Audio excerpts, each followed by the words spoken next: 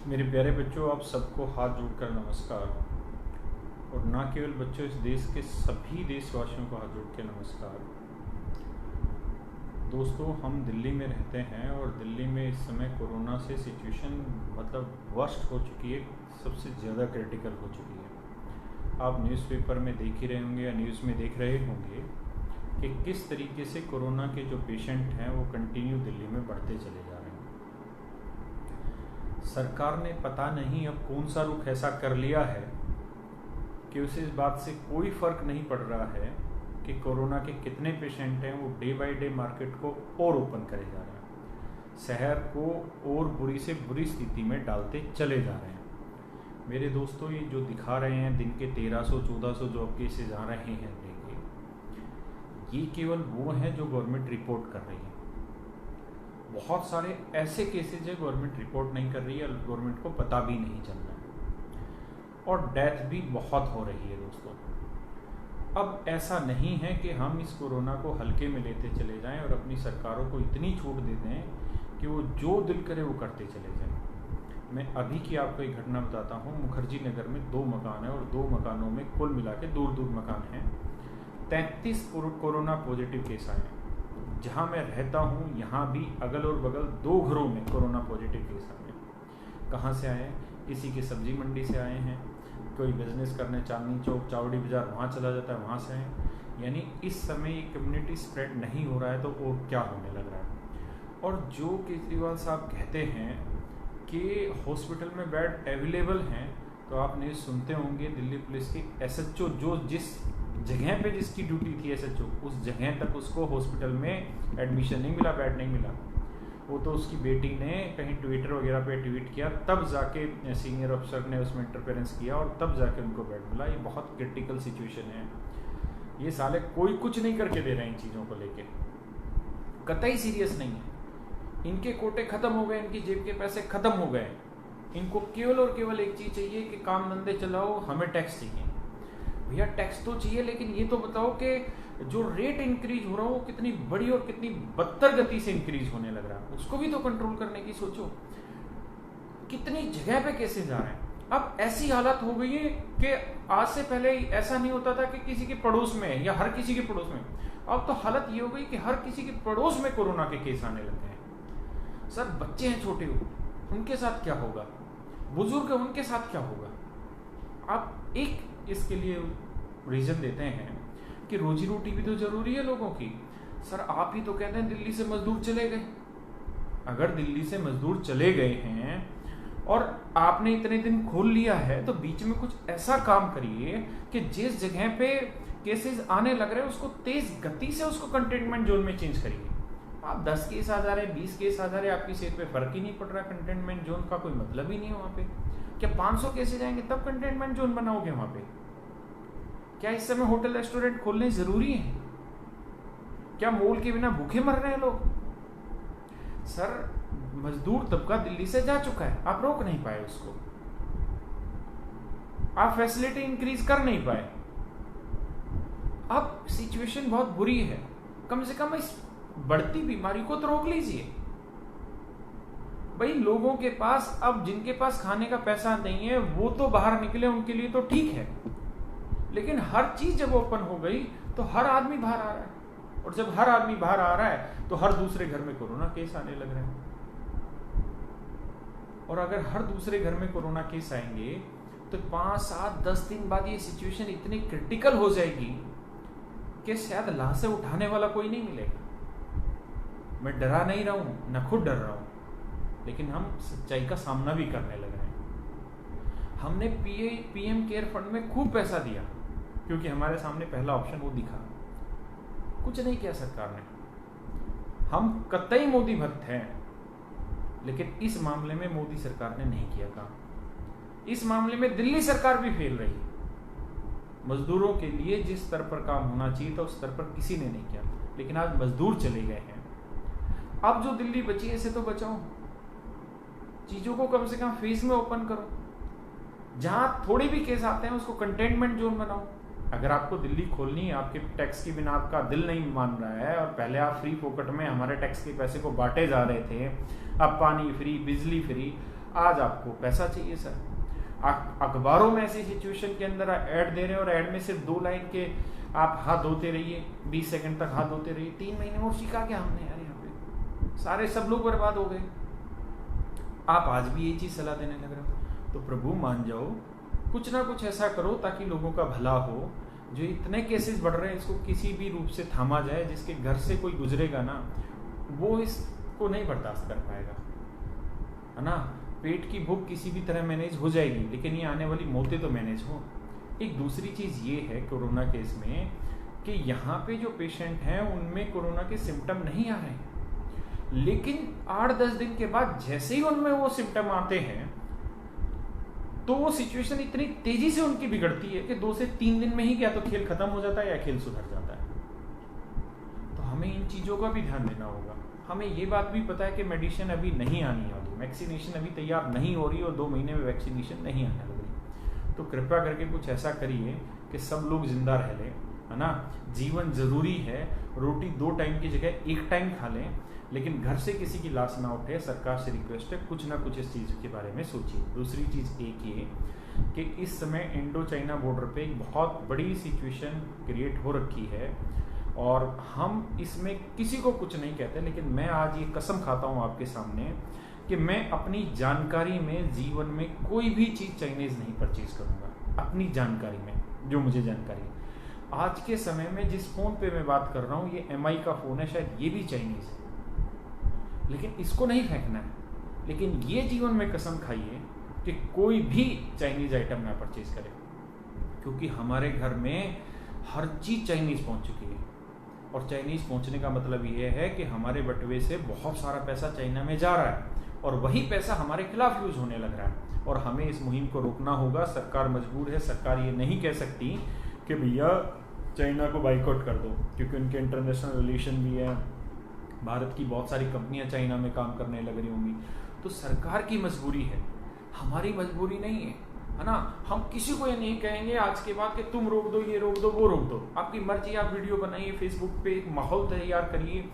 मैंने भी लद्दाख के एक सोशल इंजीनियर, एक सोशल साइंटिस्ट, जिनको आप सब जानते हैं, उनकी फेसबुक पे वीडियो शेयर की और वहां से वांगचुक जी की, वहां से मैंने उनकी बातें सुनी और मैंने इस चीज को महसूस किया कि यार हम ही तो अपनी देश की बर्बादी के कारण है। हमारे पास मोबाइल चाइनीज हो गए, यहाँ तक कि पेन भी चाइनीज आने लग गए। जिन सब्जियों, जिन रेहड़ियों से हम सब्जी खरीद के लाते हैं, वो पॉलीथीन चाइनीज की होने लग गई। हर चीज तो चाइना की हो गई। आप हार्डवेयर कुछ भी ले लो, सब कुछ चाइना का हो गया। तो भाई ये देश कब बदलेगा? जब हम अपने आप से बदलेंगे। तो हम सब कसम खाएं, मैं कसम खाता हूं कि मैं जानबूझकर या मेरी जानकारी में चीज होते हुए मैं कभी चाइनीज चीज नहीं परचेज करूंगा। मेरे पास मोबाइल ये 2 साल का है। अगर इंडियन कोई अच्छा ब्रांड मुझे नहीं पता चलेगा या इंडियन कोई उस क्वालिटी की नहीं आएगी, तो मैं अगले 20 साल भी इसी फोन को यूज करूंगा। लेकिन मैं कोई चाइनीज फोन नहीं लूंगा, मैं कोई भी चाइनीज प्रोडक्ट नहीं लूंगा। मेरे दोस्तों, मैं चाइना एक बार होके आया हूँ। महान नीच देश है, गंदे आदमियों का देश है। साले कीड़े खाते रहते हैं जब देखो वहाँ पे।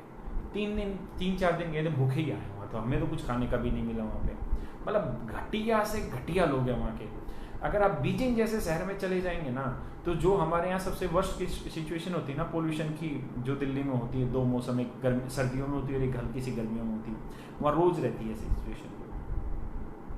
और वहाँ की जनता के साथ सच में शोषण हो रहा है। मुझे नहीं पता है कि जानकारी सही है या गलत है, लेकिन हम जिनके थ्रू गए थे चाइना में, हम जिन्होंने हमें बुलाया था चाइनीज़ कंपनी ने, जिनसे हम मिलने गए थे, नेटीज कंपनी थी, उनसे हम मिलने गए थे। वहाँ के एम्प्लॉइयों से बात करके हमें पता चला कि वहाँ बीजिंग शहर में प्राइवेट क्वार्टर भी लेने के लिए अलाउ नहीं। सरकार अपने क्वार्टर देती है और उसको रेंट लेती है। मतलब वहाँ बहुत गंदे लेवल पे शोषण होने लग रहा है। और उसको बढ़ावा कौन दे रहा है? मैं पागल, तुम पागल। हम हर चीज़ चाइना की खरीदने लग रहे हैं और हम सोच रहे हैं देश सुधर जाए। भाई मोदी क्यों बोलेगा कि चाइना का बाइकआउट करो, या और कोई क्यों बोलेगा चाइनीज़ बाइकआउट करो? ये तो हमारा काम है ना, खरीदते हम हैं, समझदार हम हैं, है ना।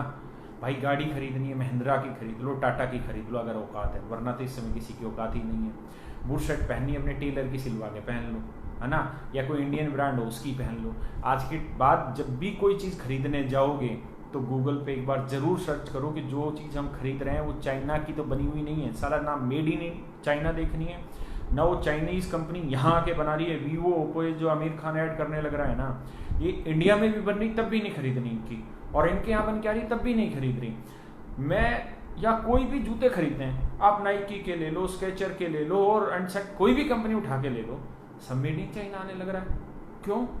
क्योंकि हम वहाँ के लिए डिमांड क्रिएट कर रहे हैं। जिस दिन हम इस डिमांड को करना बंद कर देंगे, उस दिन से वहाँ पे चीज़ों का प्रोडक्शन डाउन होगा।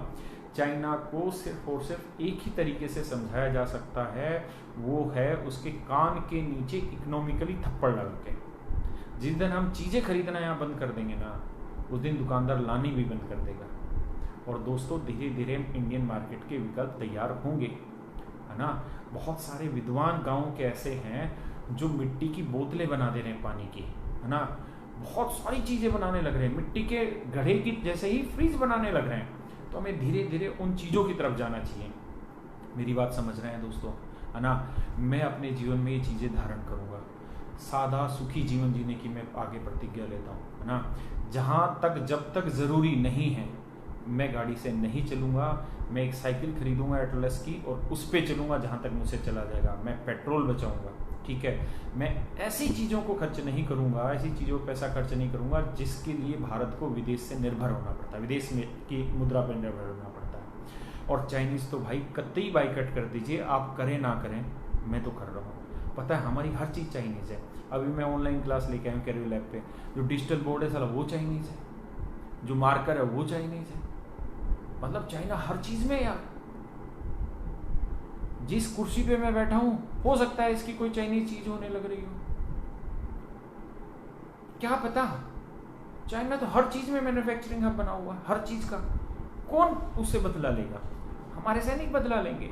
सच्चाई तुम जानते हो कि इंडियन जीडीपी इसमें माइनस में है और माइनस में जाएगी। बहुत मुश्किल है हमारे लिए इस क्रिटिकल सिचुएशन से बाहर आना। और चाइनीज माइनस में नहीं गए हैं, बल्कि चाइनीज कंपनी ने कोरोना वायरस को लेकर एक बहुत बड़ा गेम खेला। चाइनीज कंपनी ने अमेरिका की लंका लगा रखी है। अमेरिका में आपको पता है कितनी चाइनीज कंपनी जो 7-7, 8-8 साल से वहां चल रही थी और जो 100% फ्रॉड थी, जिनके शेयर की कीमत ही 5-10 रुपए थी, और उन्होंने उसको खुद ही खरीद के उसकी शेयर की कीमत 100 पहुंचाई, 200 पहुंचाई, 300 पहुंचाई, और फिर अमेरिकन लोग भी उसमें इंटरेस्ट लेने लगे, और वो उन्होंने लोगों ने 500 हजार का वो शेयर खरीदा और बाद में छोड़ गई। वो किसका पैसा लूटा? अमेरिकन का लूटा, इंडियन का लूटा। आपने नहीं देखा कि कोरोना के टाइम में कैसे मारुति के शेयर डाउन हो गए, और 10 कंपनियों के, सभी कंपनियों के डाउन हो गए। चाइनीज कंपनी ने क्या किया? तुरंत की तुरंत खरीदने की कोशिश की। वो तो शुक्र है इंडियन गवर्नमेंट ने स्टेप उठाया और उनको अब कहा है कि ऐसा कोई भी वो परचेज करेंगे तो पहले इंडियन गवर्नमेंट की परमिशन लेनी पड़ेगी, वरना ये भी नहीं पता कि कितनी ऐसी कंपनियां होंगी भारत में जिनमें इनडायरेक्ट रूप से चाइनीज कंपनी के शेयर होंगे। तो मेरे दोस्तों, मेरा कहना मतलब ये है कि हमारी कोई कंपनियां तो है नहीं बहुत बड़ी बड़ी, है ना, और हम चाइना से कोई संपर्क भी नहीं रख रहे अपनी कंपनियों को लेके। हमें ऐसे घटिया आदमियों के पास भी नहीं जाना, वो कुछ भी दे तब भी नहीं जाना, फ्री में कोई चीज़ दे तब भी हमें नहीं लेनी वो चीज़ें। तो हमें इस बात का ध्यान रखना है कि जो हमारे इंडियन कल्चर है, जो हमारा ग्रामीण है, जो चीज़ें वो बनाता है ना, हमें उस पर आगे बढ़ना है, हमें उसको परचेज करना है। हमें प्लास्टिक के दिए नहीं खरीदने, हमें मिट्टी के दिए खरीदने हैं। मेरी बात समझ रहे हैं? अगर मेरी औकात महीने की 20,000 कमाने की है ना, तो मुझे शो ऑफ करने की ज़रूरत नहीं है। मुझे जो मेरी हिम्मत है उसी हिम्मत में इंडियन मार्केट को बढ़ावा देते आगे चलना है। ये ज़रूरी नहीं है कि हम मर्सिडीज़ में बैठें या किसी और विदेशी कंपनी में बैठे, BMW में बैठें तो ही हमारी इज्जत बनेगी। नहीं, इस विचार को निकालिए। आपकी इज्जत आपके कर्मों से बनेगी।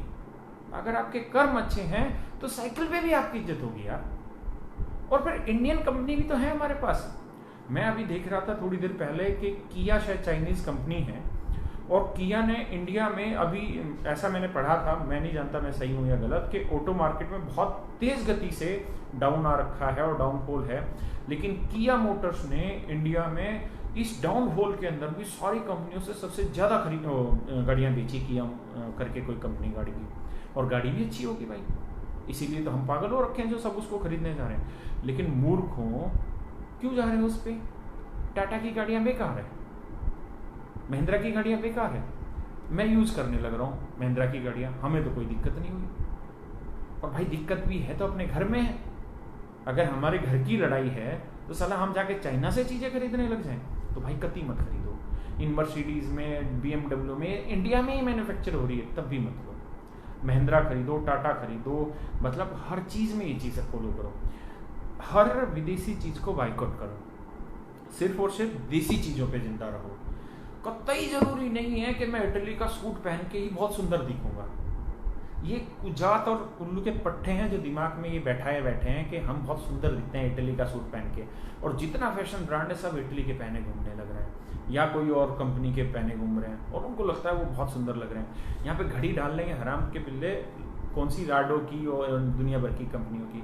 अरे उल्लू के पट्टों, देसी कंपनियां खरीद लो ना, दुनिया भर की ना कंपनियां, उनकी खरीद लो घड़ी, या मत खरीदो हमारे तक बिना वो घड़ी के रह लो। तो भाई इन चीज़ों को समझो, हमें ही सुधार लाना है, अपने अंदर सुधार लाना है ना। जिस दिन मेरा भाई फौज में होगा ना और वो इंडो चाइना बॉर्डर पे लड़ाई होके वो शहीद हो जाएगा, उस दिन मेरा बड़ा दुख होगा, है ना। शायद हमारे और तुम्हारे भाई नहीं है वहाँ लड़ने वाले, इसीलिए तो हम इंडियन चाइनीज चीज़ें खरीद ले रहे हैं। मेरे पास भी MI का फ़ोन है, तो मैं तो माफ़ी मांगता हूँ भाई, और जीवन में कभी चाइनीज चीज़ नहीं खरीदूंगा अपनी जानकारी में। अगर मुझे जानकारी नहीं और फिर मैंने ले ली तो बात अलग है, अदरवाइज मैं नहीं खरीदूंगा भाई ये चीज़ें। और आप सबसे हाथ जोड़ के रिक्वेस्ट है, अगर आप मुझे चाहते हैं, मेरी थोड़ी बहुत भी मान सम्मान इज्जत करते हैं, तो आज ये कसम खाइए कि अगर आप पेन भी खरीद रहे हैं, अगर पेन मान लीजिए रोटोमैक का खरीद रहे हैं, तो भी गूगल सर्च करेंगे कि रोटोमैक इंडियन है या कहाँ की है। अगर वो इंडियन है तो लेंगे, नहीं तो नीचे वो 2 ही रुपये का पेन। मतलब 31 साल जीरो से ही काटना है इस बार चाइना को। इसको बताना है कि अगर हम सही सुदृढ़ हो गए, अगर हम समझदार हो गए, तो बेटा तेरी लेके रहेंगे। और दूसरा, जितने भी चाइनीज़ ऐप है ना, क्योंकि हम तो यूज़ ही नहीं करते इन ऐप को, बाकी जितने चाइनीज़ ऐप है ना सब हटा दो, ठीक है। और मैं ये कसम खाता हूँ कि मैं कोई चाइनीज़ ऐप अपने फ़ोन में नहीं रखूँगा। दूसरे जितने ये फेसबुक और ये यूट्यूब हैं, इनको भी फ्री में यूज़ करूँगा। मैं अपना जो मेरा चैनल है best brain bye Rakesh Yadav, मैं उसमें ये कसम खाता हूँ कि उस पर कोई ऐड नहीं लगाऊंगा आज के बाद। क्योंकि अगर मैं ऐड लगाता हूँ अपने यूट्यूब चैनल पे, देखिए और बहुत सारे यूट्यूब चैनल है जिन पे किसी कंपनी का अधिकार है, किसी पे किसी का, लेकिन मेरा खुद का एक यूट्यूब चैनल है best brain bye Rakesh Yadav. मैं उस चैनल पे कोई ऐड नहीं लगाऊंगा, ये मैं गारंटी लेता हूँ आज 100%। क्यों? क्योंकि उस पर 100 रुपये अगर ऐड का कोई देने लग रहा है ना, खर्च कर रहा है उसकी वीडियो पे, तो 100 में से साला 90 रुपये तो यूएस लेके चला जा रहा है। अगर यूएस का है यूट्यूब, तो अमेरिका का है, जिस भी देश का, मुझको जानकारी नहीं। हमें 10 रुपये मिलता है, तो हम 10 रुपये के लिए साला यूएस को 90 रुपये दे दें। अरे नहीं चाहिए भैया हमको, मेरी बात समझ रहे हैं। इसलिए टिकटॉक जितने भी टिकटॉक है सबको अनइंस्टॉल कर दो, आज ही कर दो, ठीक है।